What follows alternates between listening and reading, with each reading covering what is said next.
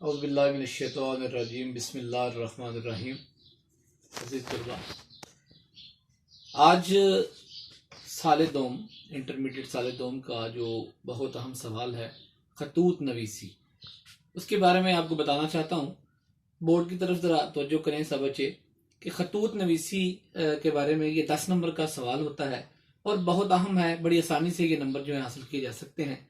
खत एक ऐसी निजी तहरीर है जिसमें आप अपने महसूसात ख्यालात को अपने अंदाज में दूसरे तक पहुंचाते हैं। शख्सी जज्बात की तहरीर का ये इजहार होता है और ख़त को जो बड़ी अदबी मुकाम हासिल है। जिस तरह इलामा इकबाल के मकतूब थे और गालिब ने बड़ी जिद्दत पैदा की खतूत नवीसी के अंदर।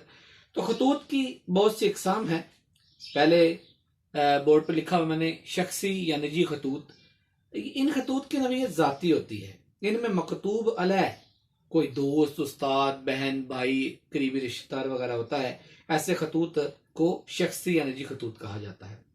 दूसरे नंबर पर है अमूमी खतूत। ऐसे खतूत किसी एक शख्स के नाम पर ही लिखे जाते हैं, मगर उसमें किसी मसले, किसी मामले की निशानदेही की जाती है। किसी खास फर्द, खास शख्स से मुतल्लिक नहीं होता। इसकी नवीयत अमूमी होती है। मिसाल के तौर पर ऐसे खतूत माशरती मसले के लिए जो है किसी इदारे के सरबराह को लिखे जाते हैं, अमूमी खतूत। आगे इसके बाद है जी रस्मी खतूत। ये खतूत अमूमी नवीयत के होते हैं। इन्हें रस्मी इसलिए कहा जाता है कि इनका नफ्स मज़मून रस्मी होता है। ऐसे खतूत में शादी, बया, दीगर तकरीबात के दावतनामे शामिल है।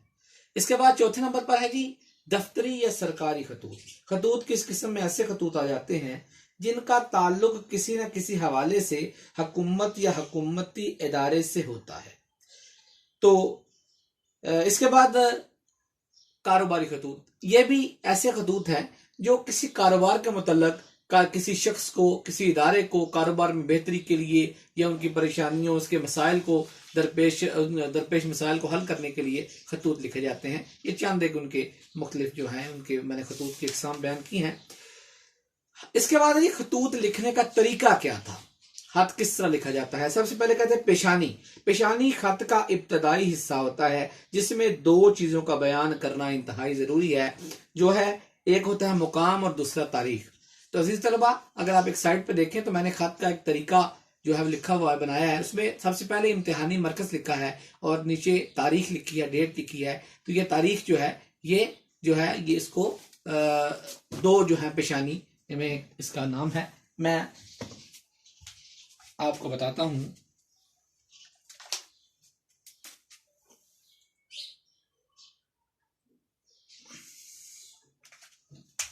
तो ये 7 अप्रैल लिखी हुई है।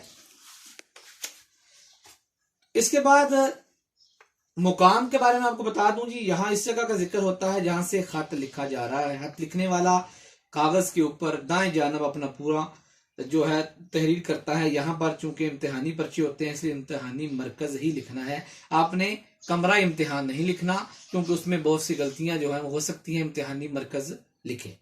इसके बाद तारीख है जी। तारीख का आपको तरीका बता दिया है। सबसे पहले तारीख उर्दू जुबान में आपने लिखनी है और उसके बाद आपने फुल स्टॉप, जिसको छोटी सी लाइन कहते हैं, उर्दू में इसको खत्मा कहा जाता है, ये आपने लगाना है तारीख के बाद। आगे कोई भी महीना लिख सकते हैं, कोई भी दिन लिख सकते हैं और 2020 याद रखें। 2020 उर्दू का जो उर्दू की जो तारीख है उसमें जीरो जो है उसके अंदर वो उसको खुला हुआ नहीं होता, बल्कि उसको नुक्ते को थोड़ा बड़ा करके जाहिर करते हैं।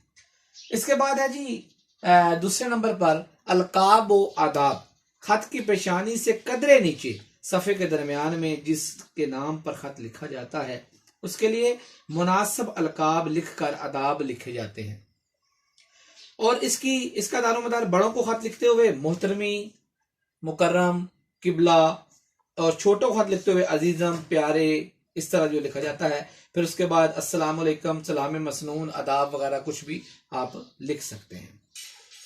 इसके बाद जनाब आगाज है तमहीदी कलमात में मकतूब अलैह को लिखने के लिए। आगाज में इन तमहीदी कलमात में मकतूब अलैह अजीज तलबा उसको कहा जाता है जिसको खत लिखा जा रहा हो, की खैरियत वगैरह पूछी जाती है। खत का आगाज मुदर्रजा झैल तमहीदी कलमात से किया जाता है। आपकी खैरियत चाहता हूँ, आप ठीक होंगे, आपका तफसीली खत मुझे मिला, आपकी तवज्जो का मरकज, यहाँ खैरियत है, आप सब आपकी खैरियत चाहता हूँ, इस तरह के जो जुमले हैं यहाँ से आगाज किया जाता है। इसके बाद जी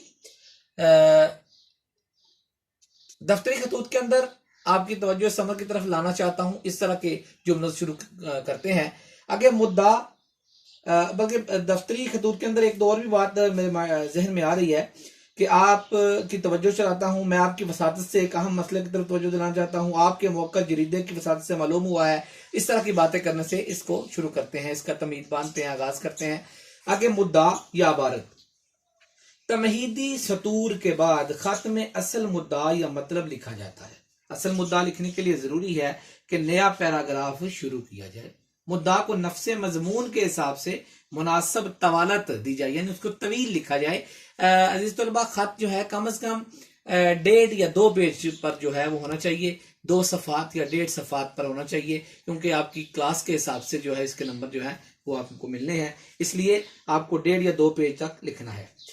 इसके बाद जी खात्मा, ये खात्मा जो है ये आखिरी है। इसमें खत का अख्ताम हमेशा दुआया अल्फाज से किया जाता है। दुआया कलमात खत के आखिरी पैरे का आखिरी फिक्रा हो सकता है।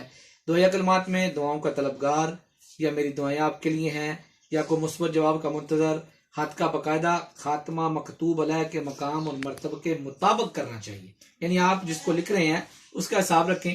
वालिदैन को लिख रहे हैं तो आपका बेटा, आपका ताबेदार, आपका मुखलिस, दवा गो वगैरह, या किसी जगह लिख रहे हैं, किसी जो है रस्मी खतूत हैं, अमूमी खतूत हैं, दफ्तरी खतूत हैं, उसके लिहाज से उसका खात्मा करना है। तो ये थे मुख्तलिफ अंदाज। अब एक साइड पे देखें, थोड़ा सा मैंने खाका बनाया है कि सबसे पहले इम्तिहानी मरकज है। इम्तिहानी मरकज के से पहले मैंने लाइन लगाई है, आपने कम से कम उसमें 1 इंच की जगह छोड़कर लिखना है। दूसरे नंबर पर तारीख लिखी हुई है, तारीख में भी 1 इंच की जगह छोड़कर लिखना है। उसके बाद तीसरी लाइन पे मोहतरम किबला, वालिद मोहतरम, या किसी को आप लिखना है उसको लिखें। अगर आपने किसी जो अखबार नवीस को लिखना है तो मोहतरम जनाब एडिटर साहब के बाद उस अखबार का नाम लिखेंगे, उसको वावैन में, जिसको इन्वर्टेड कामास कहते हैं, उसमें जरूर लिखेंगे। आगे उस जगह का नाम लिखेंगे, अस्सलाम वालेकुम लिखेंगे, और अस्सलाम वालेकुम लिखने के बाद जो है वो आप अपनी बात का आगाज करेंगे। अस्सलाम वालेकुम के बाद आप जो है वो आगे इसका करेंगे, तो उसके बाद लफ्ज़ मजमून है, ये आपको उस हिसाब से लिखना है। एंड पर आपने बस सलाम खात्मा करना है, जहां पर आपका बेटा, आपका दोस्त, न्याजमंद, मुखलिस, ये सब चीजें। अल्हम्दुलिल्लाह। तो ये सब जो खतूत की इकसाम थी बहुत आसान है। अगर आपको पैटर्न का पता चल जाए तो फिर आपके लिए आसानी होगी, मुश्किल नहीं होगी। तो अजीज तलबा, ये इसके एक थोड़ा सा मुझे याद आ गया कि यहाँ पर अस्सलाम वालेकुम के बाद हरफे नदाइया जो था वो लिखना है, खत्मा लगा दिया है, तो ये जरा दुरुस्त कर लें।